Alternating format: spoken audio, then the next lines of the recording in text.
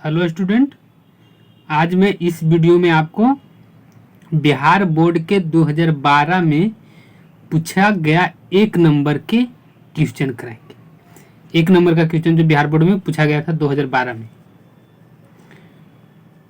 तो चलिए स्टार्ट करते हैं। पहला क्वेश्चन है कि प्रथम 5 पूर्ण संख्याओं का माध्य क्या होगा। प्रथम 5। अब इससे पहले आपको पूर्ण संख्या के बारे में पता होना चाहिए। तो पूर्ण संख्या किसे कहते हैं? तो 0 से लेकर सभी गिनती की संख्या को हम पूर्ण संख्या कहते हैं। चलिए सॉल्यूशन देखते हैं। तो सॉल्यूशन यहाँ पे यह है कि प्रथम 5, प्रथम मतलब शुरू से लेके 5 तक चलना, 5 गो हो जाना चाहिए। 5 तक नहीं, 5 गो हो जाना चाहिए। तो 1 गो, 2 गो, 3 गो, 4 गो, 5 गो, मतलब 0, 1, 2, 3, 4 यहाँ तक आने पे 5 पूर्ण संख्या हो रहा है। अब ये तो पूर्ण संख्या 5 को हम निकाल लिए। अब इसका हम माध्य निकालेंगे।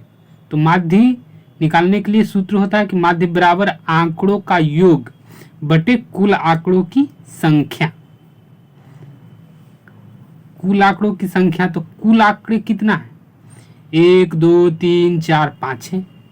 आंकड़ों के योग तो 0 के जोड़ 2, 1 के जोड़ 2 के जोड़ 3 के जोड़ 4 के जोड़ बट्टा कुल कितना 5 हो गया।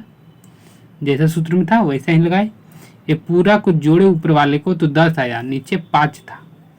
अब इसको 10 में 5 से भागा दिए तो कितना आया? 2। आंसर 2 हो गया। अब ऑप्शन में देखेंगे कि कहाँ पे 2 है। तो बी में 2 हमें मिल रहा है। देखिए यहाँ पे बी में 2 मिल गया। अब चलिए दूसरा क्वेश्चन पे चलते हैं। दूसरा क्वेश्चन है कि वृत्त के क्षेत्रफल का अनुपात। वृत्त के क्षेत्रफल का अनुपात 4:1 है, मतलब 2 वृत्त है। यहाँ पे वृत्तों भी लिख सकते हैं। वृत्तों के क्षेत्रफलों का अनुपात 2:1 है। क्षेत्रफल का अनुपात 2:1 है, मतलब 2 वृत्त है यहाँ। और वो दोनों का अनुपात मतलब एक वृत्त को भागा दूसरे वृत्त से दिए। अनुपात मतलब होता है एक वृत्त को भागा दूसरे वृत्त से दिए। अनुपात का मतलब होता है भागा ही। 4:1 जो लिखा हुआ है इसका मतलब हो गया कि 4/1 है समझ में। तो वैसे ही पहला वृत्त बटे दूसरा वृत्त होगा। तो 4:1 दिया है और कह रहा है उसका त्रिज्याओं का अनुपात क्या होगा, आप बताइए। तो हमने यहाँ पे मान लिया, पहले क्या किया, मान लिया कि प्रथम वृत्त का त्रिज्या r1, दूसरा वृत्त का त्रिज्या r2, ऐसा मान लिया है। अब वृत्तों का क्षेत्रफल यानी कि प्रथम वृत्त का क्षेत्रफल बटे दूसरे वृत्त का क्षेत्रफल बराबर होगा r1 बटे r2 के स्क्वायर। ये कैसे होगा? ये डायरेक्ट ऐसे आप फार्मूला भी याद कर सकते हैं ताकि जल्दी बन जाए। लेकिन अगर जो आपको जानना चाहते हैं कि कैसे हुआ तो उसके लिए प्रथम वृत्त के क्षेत्रफल लिखेंगे तो पाई r स्क्वायर ऐसा होगा। दूसरा वृत्त का क्षेत्रफल लिखेंगे तो पाई r2 के स्क्वायर हो जाएगा। अब पाई से पाई तो खत्म हो जाएगा, r1 बचेगा और r2 बचेगा। स्क्वायर है मतलब r1 का स्क्वायर बटे r2 का स्क्वायर। अगर जो इसको पूरा के स्क्वायर लिख सकते हैं तो कोई प्रॉब्लम नहीं, वैसी यहाँ पे हमने लिखा है। तो दिया हुआ क्या है? तो दिया हुआ यहाँ है कि प्रथम वृत्त का क्षेत्रफल बटे दूसरे वृत्त का क्षेत्रफल 4:1 था, तो 4/1 लिख दिए। अब इस साइड यहाँ पे इधर लिख देंगे क्या, 4/1 यहाँ लिख दिए हैं। यहाँ लिख दिए हैं 4/1 बराबर r1 बटे r2 का स्क्वायर। अब 4/1 को हम लिख सकते हैं 2/1 का स्क्वायर। देखिए लिखे हैं यहाँ पे हमने लिखा है 2/1 का स्क्वायर बराबर r1 बटे r2 का स्क्वायर। r1 बटे r2 का होल स्क्वायर है। इसका मतलब इधर है और इधर है, बराबर के इधर साइड और इधर साइड में दोनों अगर जो पावर सेम रहता है तो पावर आप हटा सकते हैं मतलब हट जाएगा। पावर हट जाएगा तो क्या बचेगा? 2/1 और r1 बटे r2। r1 बटे r2 को हम लिख सकते हैं r1 अनुपात r2 और 2/1 को हम लिख सकते हैं 2:1। तो ये वाला ऑप्शन अब देखेंगे कहाँ पर है, तो बी में आप देखिएगा। तो ये ऑप्शन बी में यहाँ पे आपको मिल रहा है समझ में। अब तीसरा क्वेश्चन पे क्वेश्चन नंबर तीसरा है कि यदि tan थीटा बराबर √3 तो थीटा का मान क्या होगा। tan थीटा √3 दे दिया गया है। अब पूछ रहा है थीटा के मान क्या होगा। तो दिया हुआ है tan थीटा बराबर √3। अब √3 यहाँ दिया हुआ है, तो इससे पहले हम दिमाग लगाएंगे √3 किसका मान होता है, tan के कितना डिग्री का मान √3। तो हमने सोचा कि tan के 60 डिग्री का मान याद है हमें, तो पता हो गया कि √3 होता है। इसको हम समीकरण फर्स्ट मान लिया, इसको समीकरण सेकंड मान लिया। समीकरण फर्स्ट और सेकंड से, क्योंकि इधर वाला और इधर वाला सेम है, तो इधर वाला और इधर वाला भी सेम हो जाएगा। तो जब फर्स्ट और सेकंड से किए तो tan थीटा बराबर tan 60 डिग्री हो गया, इसलिए थीटा का मान कितना हो गया, थीटा का मान आ गया 60 डिग्री। यहाँ पे देखिए, अब ऑप्शन में जहाँ पे 60 डिग्री मिलेगा वो आपका ऑप्शन हो जाएगा सही, यानी कि आंसर हो जाएगा वो ऑप्शन। अब चौथा है, 4 को उत्तर दिया हुआ रहता है, उसी को इंग्लिश में ऑप्शन बोलते हैं, ऑप्शन। हम बार बार ऑप्शन बोल रहे हैं, हो सकता है आपको समझ में ना आए, इसलिए हम आपको बोल रहे हैं कि ऑप्शन मतलब जो 4 को दिया हुआ है उत्तर, उसमें तो कौन सही उत्तर होगा उसी को बोल रहे हैं। चौथा करा कि cos 60 डिग्री प्लस 1 बट्टे cos 60 डिग्री माइनस 1 का मान निम्नलिखित में से कौन हो। क्या करेंगे, डायरेक्ट cos 60 डिग्री का मान हम रखेंगे। तो cos 60 डिग्री का मान कितना होता है, 1/2 होता है, जो कि हमने यहाँ लिखा है, यहाँ पे लिख दिया है 1/2 जोड़ 1/2 जोड़ 1/2 कहाँ से आया, इसका मान डायरेक्ट आया। अब इसका cos 60 डिग्री का मान, इसका भी 1/2 होगा, माइनस है 1, यहाँ प्लस है 1, जोड़े तो कितना हो गया 3/2, अरे क्या हो जाएगा यहाँ पे -1/2। आप चाहते हैं कि अगर जो अच्छा से हो तो हम दूसरे पेज में करते हैं, इससे पहले मैं यहाँ पे बता देते हैं कि cos 60 डिग्री का मान 1/2 होता है, हमने यहाँ पे लिख दिया है। अगर जो आपने अभी तक याद नहीं किया है तो कर लीजिएगा, ये है 1/2 होता है। दूसरे पेज में देखिए चौथा काम दूसरा पेज में सॉल्व कर रहे हैं। 1/2 जोड़ 1/1/2 माइनस 1 बराबर, यहाँ पे कुछ नहीं तो 1 है, इसको 2 और 1 का एलसीएम किए तो 2 हो गया, 2 को 2 से भागा दिए 1 आया, 1 से गुना 1 में किए 1 हो गया, जोड़ यहाँ 2 को 1 से भागा दिए 2 आया, 2 से 1 में गुना किए तो 2 हो गया, बट्टे यहाँ पे उसी तरह से भिन्न के जोड़ घटा तो आता होगा, 10वीं क्लास में पढ़ रहे हैं, यहाँ पे हम बताते हैं 3/2 माइनस 1/2 हो गया। अब यहाँ देखिए थोड़ा सा आपको यहाँ सोचना होगा, 3/2 में भागा लग रहा है किसका, -1/2 का, तो मैं इसे लिख सकते हैं भागा के रूप में, 3/2 भागा -1/2। अब भागा को क्या करते हैं, गुना में चेंज कर देते हैं, तो 3/2 गुने 2/1, माइनस में यहाँ पे 1 है।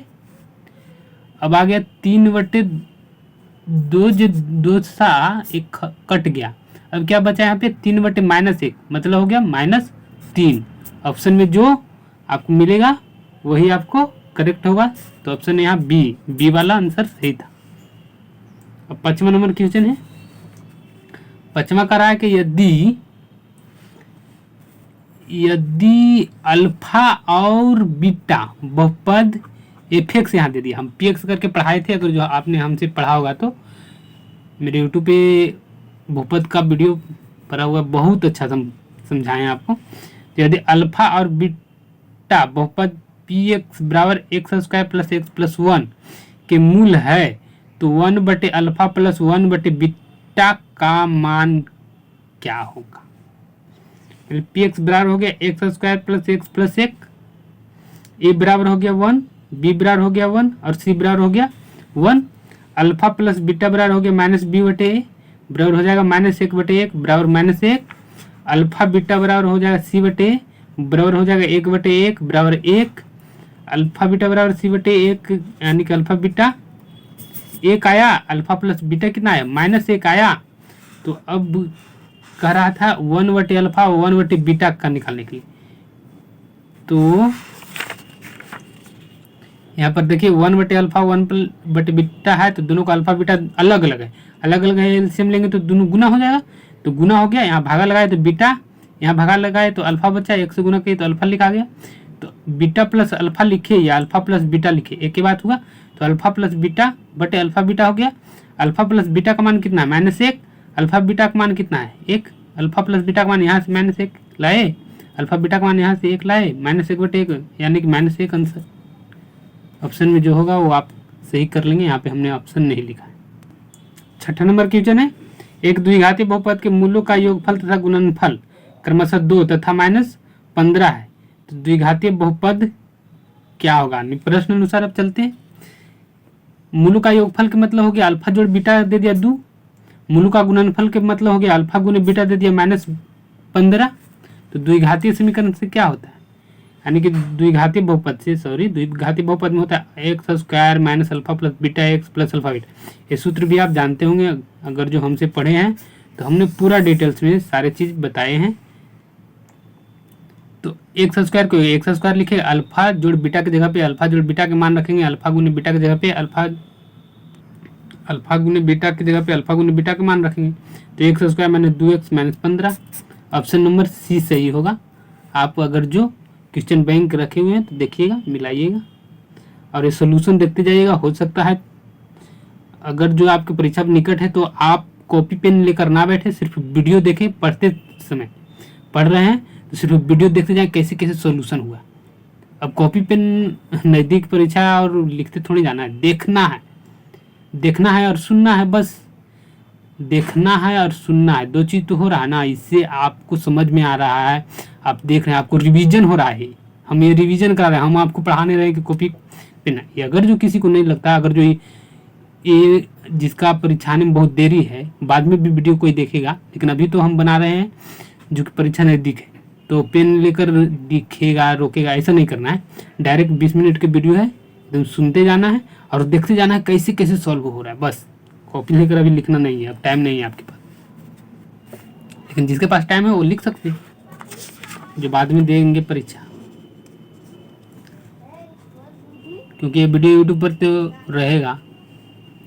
7वां नंबर क्वेश्चन है, बिंदु Q से किसी वृत्त की स्पर्श रेखा की लंबाई 24 सेंटीमीटर और केंद्र से Q की दूरी 25 सेंटीमीटर, तो वृत्त की त्रिज्या है। पहले देखिए, एक वृत्त है, उसके बाहर में इधर भी हो सकता है, इधर भी हो सकता है, इधर भी, इधर हमने इधर ले लिया Q एक बिंदु। Q बिंदु से वृत्त पे स्पर्श रेखा डाले। स्पर्श रेखा मतलब उसको परिधि को जो टच करे, काटे नहीं, कटेगा यहाँ पे तो यहाँ 2 बिंदु आ जाए, क्या करे, टच करे मतलब छू के जाए। तो यहाँ पे छू के जा रहा है, मान लिया कि ये P बिंदु पे छुआ है और इसका केंद्र है O है, ये हम माने हैं, आपके क्वेश्चन में नहीं दिया हुआ।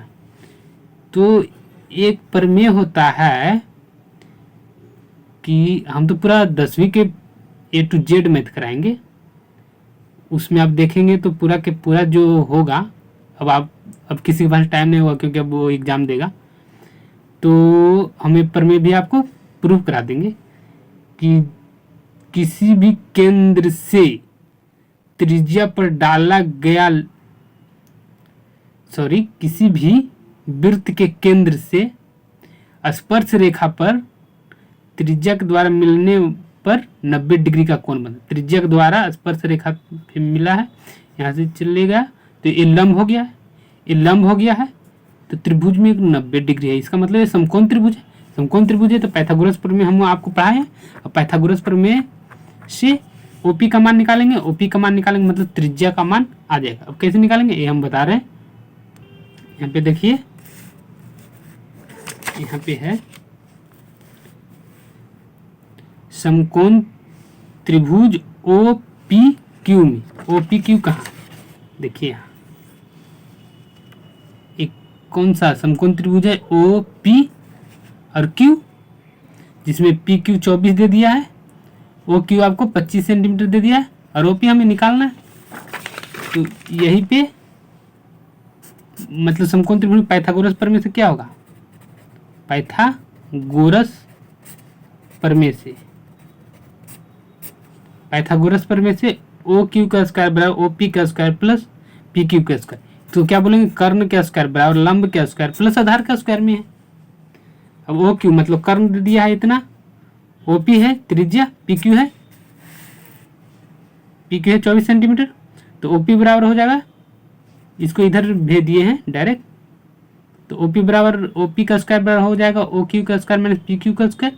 तो OP बराबर इसका अंडर रूट हो जाएगा, OP का स्क्वायर OQ का स्क्वायर मतलब 25 का स्क्वायर माइनस 24 का स्क्वायर।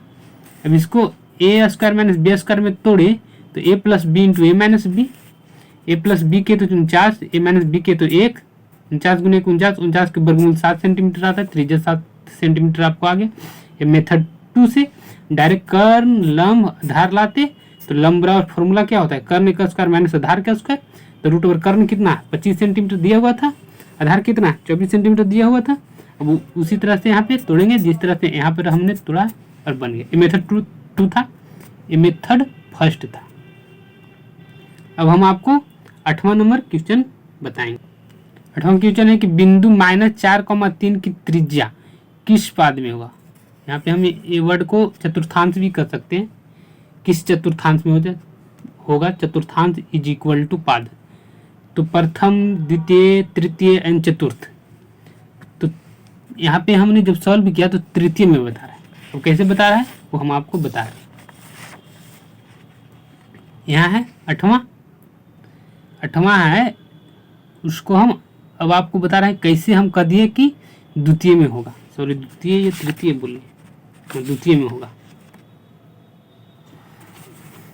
यहाँ पे देखिए प्रथम में होता है प्लस प्लस, इसको चतुर्थांश भी बोलते हैं, पाद को हम चतुर्थांश भी बोल सकते हैं।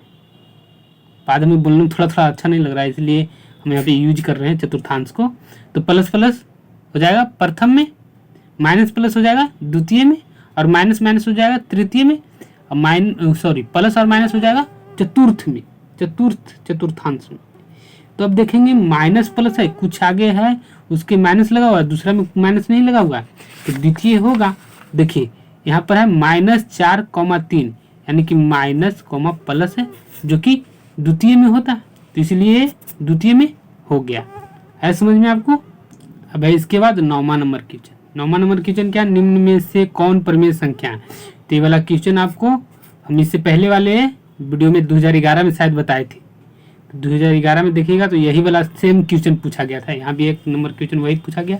तो यह कैसे, ये वाला 1 कटेगा तो 2 बचेगा, 2/1, मतलब ये परिमेय संख्या ही है। करा निम्न में से कौन बहुपद नहीं है, तो ये वाला बहुपद नहीं है, ये वाला है, हाँ है, ये है, क्योंकि चर राशि वाले का जो घात होना चाहिए वो पूर्ण संख्या में होना चाहिए, सदपूर्ण संख्या में, लेकिन इसका घात यहाँ पर वाला घात पूर्ण संख्या में नहीं है। इसको हम x के पावर -1 लिखें, इसका मतलब हो गया कि -1 जो है वो पूर्ण संख्या में नहीं आता है, इसलिए ये क्या हो गया, सी बहुपद नहीं होगा। अब आपको 10 नंबर का क्वेश्चन 10 नंबर तक का करा दिए हैं 2012 का, जो बिहार बोर्ड में पूछा गया था। इसके बाद वाले 10 नंबर आप क्वेश्चन है उसमें ऑप्शन नहीं दिया हुआ है, वो डायरेक्ट सॉल्व करेंगे और आंसर बताएंगे। इसके बाद और आगे आएगा आपको 15, 16, 17, 2017, 18, 19 ये सब जो क्वेश्चन बिहार बोर्ड में पूछा गया। Thank you for watching. इस वीडियो को आप दूसरों तक शेयर कीजिए, बहुत ज़्यादा शेयर कीजिए ताकि आपके दोस्तों को भी फायदा हो। Thank you.